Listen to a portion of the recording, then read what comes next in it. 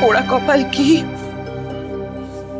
তা যেন কোনোদিন তোদের জানতে না হয় রে, কোনোদিন জানতে না হয়। এই দেখো, আমরা তোমার জন্য মিষ্টির পুতুলের বিয়ের ভোজ নিয়ে এসেছি।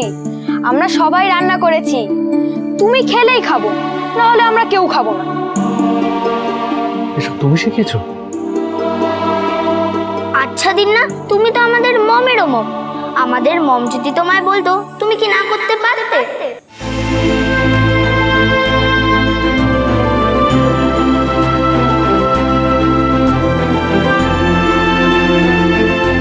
আমাদের মম যদি তোমায় বলতো, তুমি কি না করতে পারতে? এটা কিন্তু আমি শেখাই, এটা ওরা নিজেরা রিয়েলাইজ করেছে।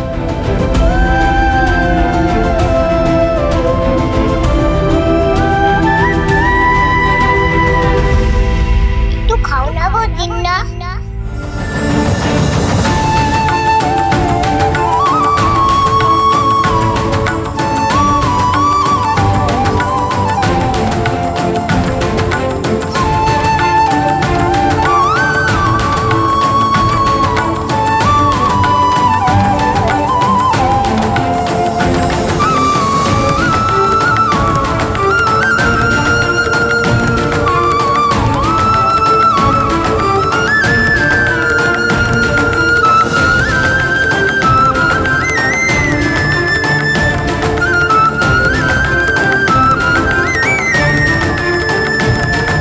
তুমি আছো কৃষ, তুমি আছো। অদ্ভুত মেয়ে, ঠিক করে দেখালো শেষ অব্দি। মায়ের মতো কঠোর মানুষের জেদ অভিমান ভাঙিয়ে দেখালো চিল্লি।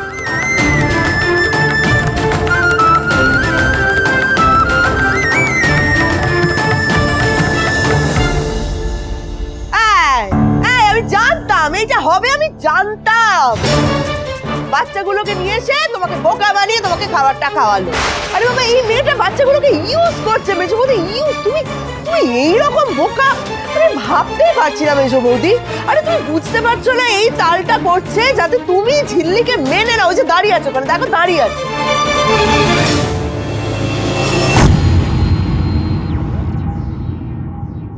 অনেক চেষ্টা করেছিলাম গো ঠাকুরজি, কিন্তু বাচ্চারা এমন ভাবে বলল, পারলাম না গো। সত্যি তো, রঞ্জা যদি এসে বলতো, আমি কি না করতে পারতাম? পারতাম না তো। বেশ, রঞ্জা বললে খাওয়া যেত, আর আমি বললে খাওয়া যায় না। সেটা তো জানি, সেটাই তো হয়ে আসছে। অনেক হয়েছে তোমার উপোস করে থাকা, এবার খাওয়া, তারপর ওষুধ খাবে। আর এই যে তোমরা এসো আমার সাথে। দুদিন ধরে খুব অনিয়ম হয়েছে। বড় মাকে বলেছি খাওয়ার পরে দইয়ের ঘোল বিট নুন দিয়ে খাবে, তারপর আমি অফিসে যাব তোমাদের খাওয়া হলে। এসো।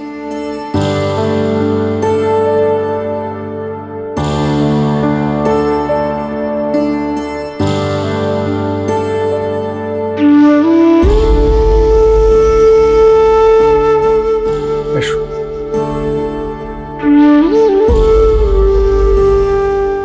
এই মেয়ে, দাঁড়াও।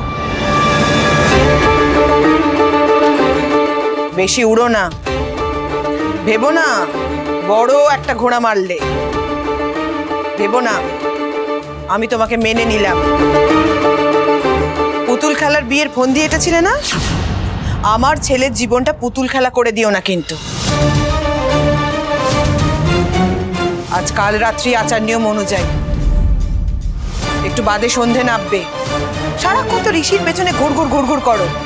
সূর্য ডোবার পরে আমার ছেলের আশেপাশে যদি দেখেছি তোমাকে, কাল রাত্রিতে যদি আমার ছেলের মুখ দেখেছো তুমি। বলছি, কাল রাত্রিটা কি? কিচ্ছু তো জানো না। আজকে দিনে বড় বউ মুখ দেখে না। যদিও তোমাকে আমি মানি না, তবুও তোমাকে বলছি, আজ সন্ধ্যের পরে যদি আমার ছেলের মুখ দেখেছো তুমি, তোমার মুখ আমি কোনোদিন দেখবো না। আর আমার মন কিন্তু কেউ গলাতে পারবে না, পৃথিবীর কেউ না, বাচ্চারাও নয়। এ কথা বলে দিলাম তোমার।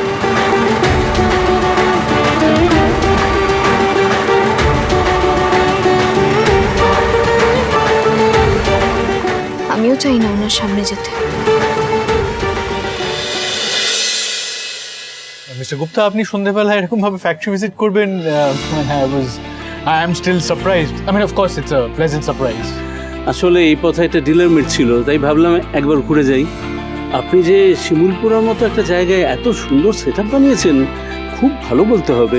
আর আপনার ফ্যাক্টরি, রিসার্চ ল্যাব সব ঘুরিয়ে দেখালেন, সত্যি প্রশংসা করতে হয়। আর আপনাদের কোয়ালিটি তো অসাধারণ। ওয়েল, ক্রেডিবিলিটিটা আমার একেবারেই নয়। আমার মনে হয় এটা পুরোপুরি এই আমাদের শিমুলপুরার হাওয়া আর এখানকার জলের যে পিওরিটি একেবারেই আলাদা, জানেন তো। ঠিকই, সেটা আপনার ঝোড়া ওয়াটার্স ব্র্যান্ডেও রিফ্লেক্ট করে। Thank you. আশা করি পরশু আমাদের অর্ডারটা ঠিক মতো ডেলিভারি হচ্ছে। হ্যাঁ হ্যাঁ, আপনি চিন্তা করবেন না, পৌঁছে যাবে। আমি চলে যেতাম, আসলে আমার মেজদা ভাইয়ের সদ্য বিয়ে হয়েছে তো, তাই কটা দিন বাড়িতে একটু হইচই হবে। আপনি রিসেন্টলি বিয়ে করেছেন? Wonderful, congratulations. তাহলে খুব ভালো সময় এসেছি বলতে হবে। আপনার জন্য একটা গিফট এনেছি, তখন জানতাম না এই সুখবরটা। আপনার জন্য আমাদের কোম্পানি একটা অ্যাডভান্স পেমেন্টের ব্যবস্থা করেছেন। নিন, ধরুন 20 লাখ টাকা।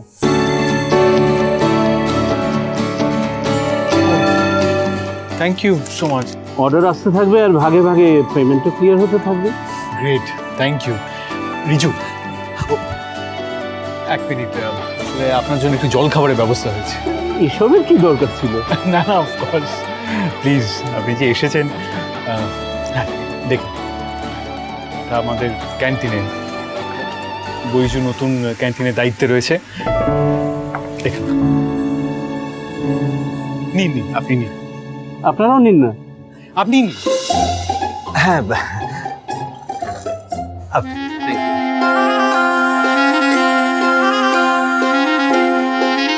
আমার আজকে বেরোতে হবে, একটু তাড়া আছে।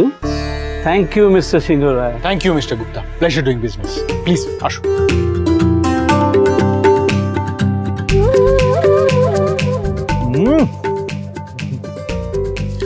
তোর না কোনো কাণ্ড জ্ঞান হলো না, কিছু একটা তুলতে পারলেই হলো। সে বিয়ের কথা হোক বা চপ সিঙ্গারা হোক, হবে একেবারে। মেজদা ভাই, তুই এরকম কেন বলতো? তার মানে তোর বিয়ে বলে কথা, আর আমরা একটু সেলিব্রেট করবো না? হ্যাঁ, তাছাড়া তুই দেখ, ঝিল্লি কত লাকি আমাদের জন্য। কালকেই বাড়িতে এলো, আর আজকে পেমেন্ট ঢুকলো আমাদের, তাও 20 লাখ। একদম ঠিক কথা বলেছ রিজু দাদা, আমাদের বহেন সাক্ষাৎ মা লক্ষ্মী আছে। বৈজু, এই কথাটা তুই একদম ঠিক কথা বলেছিস। আর এই সিঙ্গারাটা জবর বানিয়েছিস তো। এই বলছি, আমাকে এরকম রোজ করে দিবি? হ্যাঁ, ভালো লেগেছে। দারুণ। বৈজু, ক্যান্টিনের দায়িত্ব যে তোকে দেওয়া হয়েছিল এটা কিন্তু সাকসেসফুল। তোর খাবার খেয়ে সবাই খুব খুশি হয়েছে, এটাই যেন চলতে থাকে। ঠিক বলেছিস মেজদা ভাই। এবার দেখ, অফিসার আসছে শুনে একদম আধ ঘন্টার মধ্যে সব অ্যারেঞ্জ করে ফেললো। আরে এই তো সব ঝিল্লির কামাল আছে। বহেন সাহস না দিলে আমি এত তাড়াতাড়ি সব পারতাম নাকি?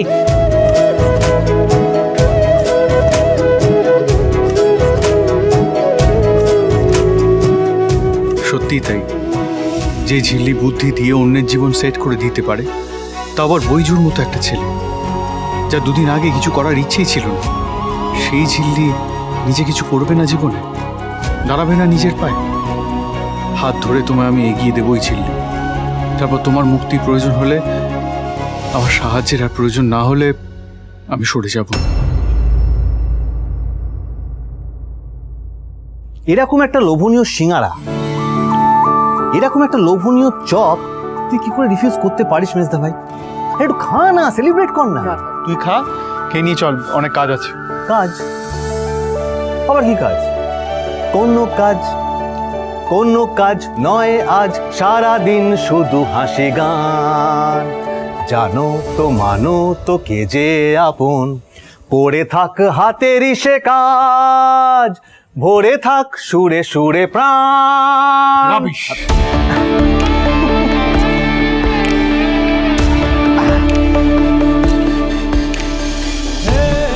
ঝিল্লি তো নিশ্চয়ই এখনো কিছু খায়নি। মায়ের উপোস তো ভাঙলো, কিন্তু ঝিল্লির খাওয়ার চিন্তা কেউ করলো কি? তুমি আগে এখানে চুপ করে খেয়ে নাও, কাল রাত্রি থেকে কিচ্ছু খাওয়া হয়নি সেভাবে। না, এই বাড়ির কোনো খাবার তুমি মুখে তুলবে না কাল রাত্রি কাটার আগে। আমার ছেলের অকল্যাণের কি কিচ্ছু বাকি রাখবে না? তোমাদের বাড়ির নতুন বউয়ের মুখ দেখাবে না? এই মেয়েকে দেখতে শুনতে তো বেশ ভালো, নিশ্চয়ই খুব বড়লোক বাড়ির মেয়ে। তাও মেয়ে গয়নাঘাটি কে দিল?